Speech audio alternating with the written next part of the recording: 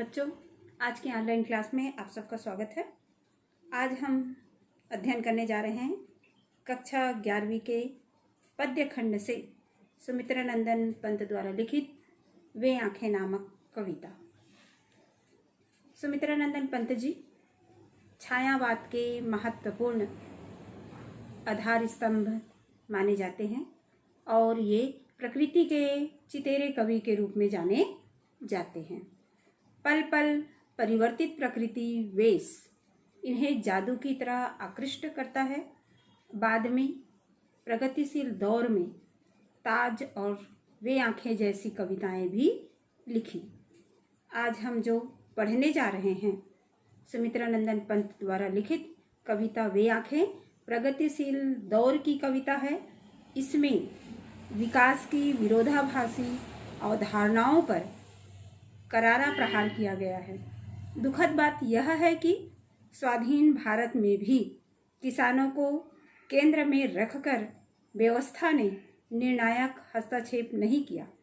कविता ऐसे ही दुष्चक्र में फंसे किसानों के व्यक्तिगत एवं पारिवारिक दुखों की परतों को खोलती है और स्पष्ट रूप से विभाजित समाज की वर्गीय चेतना का खाका प्रस्तुत करती है।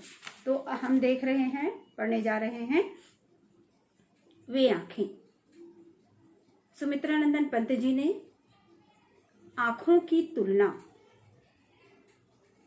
गुहा से की है।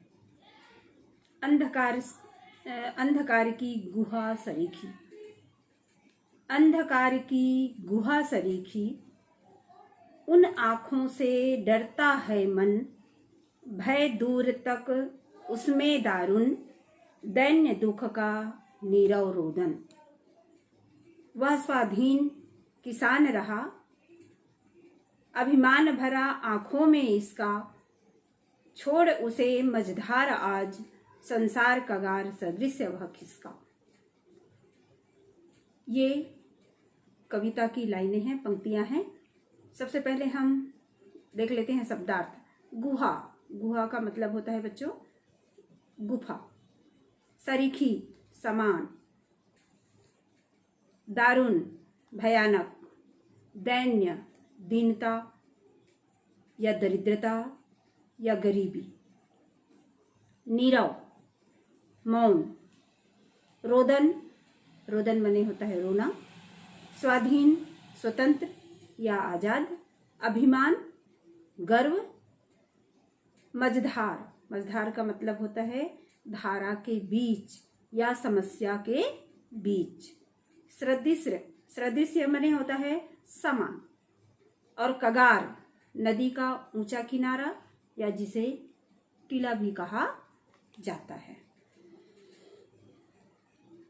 इसके पश्चात देखते हैं संदर्भ। संदर्भ में दो बातें याद रखनी होती है बच्चों।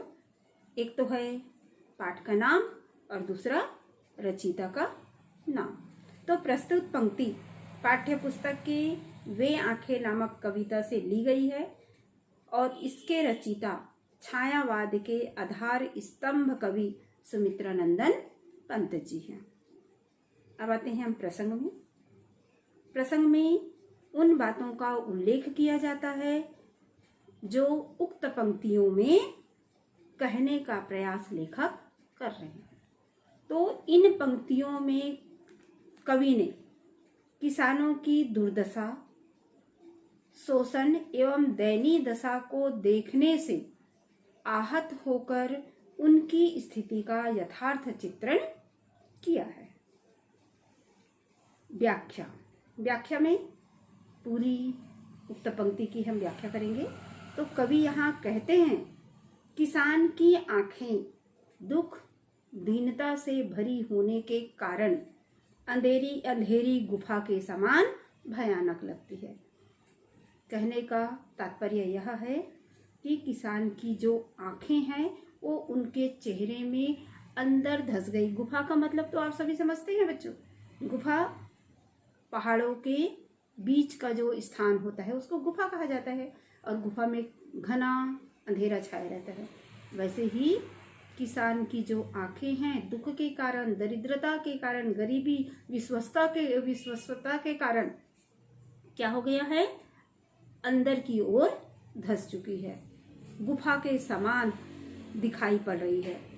तो यहाँ कवि जो है किसान की आंखों में देखने से डर लगता है ना, किसान की आंखों में देखने से डर लगता है कहते हैं, क्योंकि उसमें रोशनी की कोई चिंगारी नहीं है, प्रकाश या आशा की किरण, एक भी किरण शेष नहीं रही।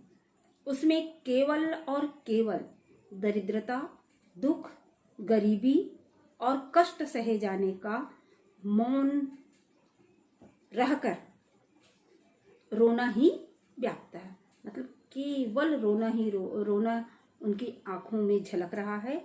इसलिए कवि जो है किसान की आंखों में देखने का साहस नहीं होता, ऐसा इन पंक्तियों में कहते हैं। आज भारत, नीचे की पंक्तियां देखते हैं हम। वह स्वाधीन किसान रहा, अभिमान भरा आंखों में इसका, छोड़ उसे मझधार आज, संसार कगार सदृश्य वह खिसका। आज भारत स्वतंत्र है। स्वतंत्र भारत में किसान भी स्वाधीन हो चुका है ना, आजाद हो गया है। इस बात का अभिमान किसान की आंखों में भी झलकता है, किंतु दुख तो इस बात का है, वह स्वाधीन होने के बाद भी उसकी दशा में कुछ भी सुधार नहीं हुआ है। किसान को बीच मझधार में छोड़, अर्थात कवि के कहने का तात्पर्य यह है बच्चों कि शासक वर्ग ने किसानों को अकेला छोड़ दिया और किनारा कर लिया। किसान कहने को तो सिर्फ स्वाधीन है, शासक वर्ग द्वारा कृषि कार्यों में और उसके जीवन क्षेत्र में कोई विकास नहीं किया गया, अपितु शासक वर्ग उसे महाजन और जमींदारों के कर्ज तले दबने को छोड़ दिया। किसानों को अकेला छोड़ दिया और किनारा कर लिया। उन्हें स्वतंत्रता का कोई लाभ नहीं मिला। उसकी स्थिति, उनकी जो समस्या थी वो आज भी पहले जैसे थी, स्वतंत्रता के पहले या पूर्व में जैसे थी, स्वतंत्र होने के पश्चात आज भी वैसी की वैसी ही बनी हुई है। ये कवि जो है किसानों की समस्या, उनके दुखों का वर्णन यहाँ इस तरह से कर रहे हैं। ये है विशेष। विशेष में हम लिख सकते हैं बच्चों, किसान की दयनीय दशा का वर्णन। अंधकार की गुफा सरीखी तथा संसार कगार सदृश्य में उपमा अलंकार का प्रयोग किया गया है। अब यहाँ देखेंगे उपमा अलंकार। उपमा अलंकार क्या होता है, कहाँ पर होता है उपमा अलंकार?